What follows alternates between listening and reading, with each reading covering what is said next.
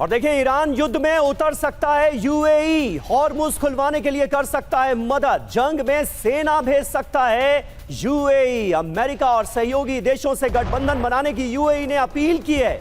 Wall street journal के हवाले से ये खबर सामने आ रही है। बड़ा सवाल यह है कि क्या वाकई यूएई ईरान जंग में आगे बढ़कर यह बड़ा कदम उठाएगा?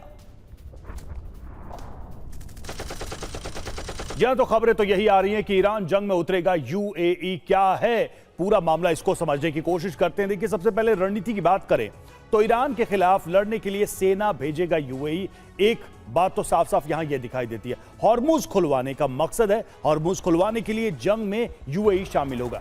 यूएस को माइन साफ करने और सैन्य मदद देगा यूएई, और हॉर्मुज पर यूएन में प्रस्ताव लाने के लिए लॉबिंग भी करेगा यूएई। जी हां, और देखिए बड़ी बात क्या है, युद्ध में शामिल होने वाला पहला खाड़ी देश होगा यूएई। अगर ऐसा करता है, इतना बड़ा कदम उठाता है। जरूरी जानकारी क्या है, ईरान ने यूएई पर अब तक 2500 से ज्यादा मिसाइल और ड्रोन हमले किए हैं, और इस वजह से यह मुमकिन नजर आ रहा है। वॉल स्ट्रीट जर्नल के हवाले से यह बड़ी खबर सामने आ रही है। डॉक्टर संदीप त्रिपाठी हमारे साथ मौजूद हैं। त्रिपाठी जी, किस तरह से आप देखते हैं इस डेवलपमेंट को? यूएई को आघात तो बहुत पहुंचा है ईरान की तरफ से, और अमेरिकी बेसेस होने का, अपनी सरजमीन का इस्तेमाल अमेरिकी हमलों के लिए करने देने का बहुत बड़ा यूएई को खामियाजा चुकाना पड़ा है। उसकी पूरी की पूरी इमेज पर एक बहुत बड़ा डेंट लगा है। लेकिन फिर भी क्या यह कदम उठा सकता है, जंग में आगे आ सकता है?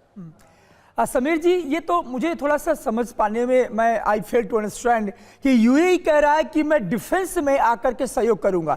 यूएई की सेना कितनी है पहले ये जानना जरूरी है। यूएई का जो स्ट्रेटजिक कैपेबिलिटी है वो बहुत ही, हम सब जानते हैं, मार्जिनल है। उसके पास ऐसी कोई एयरक्राफ्ट नहीं, ऐसा कोई डिफेंस सिस्टम नहीं, ऐसा कोई अपनी सेना नहीं है कि वो अमेरिका को सहयोग दे। हाँ, उसके पास जो था एयरबेस था, उसने दिया और उसको ईरान ने तबाह कर दिया।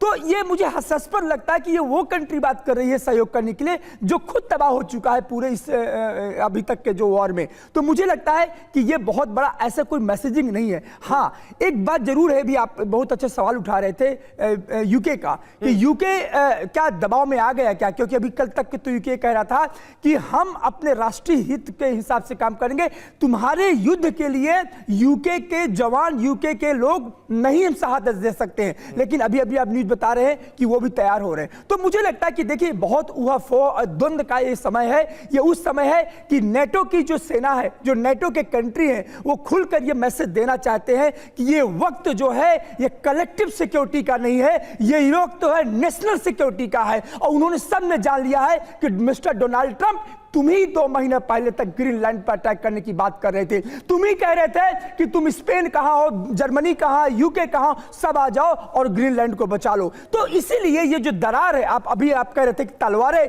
खिंची हुई है, तलवारें खिंची नहीं हुई है। आने वाले टाइम में ये ऐतिहासिक होगा कि नेटो का एग्जिस्टेंस खत्म होगा और ये सारी कंट्री अमेरिका से एग्जिट करेंगे। और इसीलिए बार बार पीठ हेगसेथ कह रहे हैं कि ईरान समझदार है। ईरान तो समझदार 27 फरवरी को था जब ओमान पर बात हो रही थी, लेकिन तुमने स्ट्राइक किया। अब ईरान कह रहा है कि समझदारी तो हम तय कर चुके हैं, अब जंग का नतीजा हम देंगे। तो मुझे लगता है कि आने वाले दिन बहुत जो नतीजे होंगे वो अंतर्राष्ट्रीय राजनीति के लिए बहुत मानक करेंगे। सर, वेस्ट के लीडर्स के कमिटमेंट और उनके बयानों पर बहुत सारे क्वेश्चंस हैं। एक रात वो कुछ कहते हैं, सुबह उठकर वो कुछ कहते हैं। ये इस वक्त वाकई में एक क्रेडिबिलिटी का सवाल है। वो ट्रंप के को लेकर भी है और नेटो मेंबर्स को लेकर भी है। अब देखना होगा कि वाकई में वो जंग में उतरते हैं, नहीं उतरते हैं, लिमिटेड उतरते हैं, पीछे सपोर्ट करते हैं, उसका नेचर क्या होगा। लेकिन अमेरिका के खिलाफ वो कितना लंबा जा पाएंगे। और देखिए, हिजबुल्लाह ने आईडीएफ के ठिकानों पर हमला किया है। उत्तरी कब्जे वाले फिलिस्तीनी इलाके पर हमला, ड्रोन और रॉकेट से भीषण अटैक किया गया है।